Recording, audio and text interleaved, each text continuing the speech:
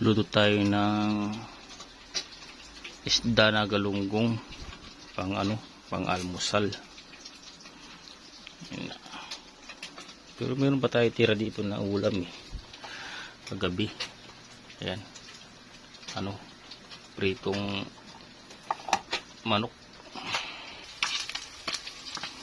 Ayan yung niluto natin na prito natin na isda galunggong.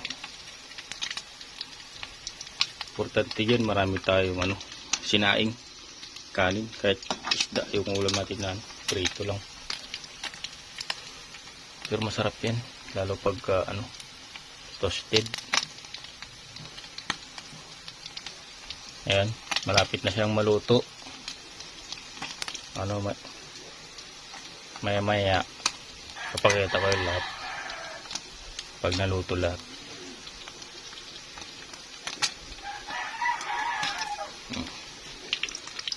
Ilawan natin para kitang kita yung ayan, mga simpleng luto lang ang lulutuin natin kasi ilang naman yung kaya natin lutuin.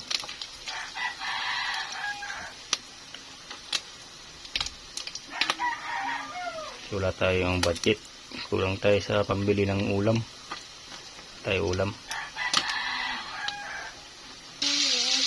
Ayun, may naluto na tayo.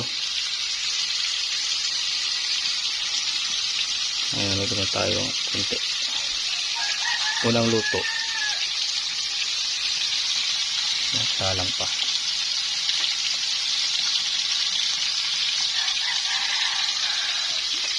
Okay.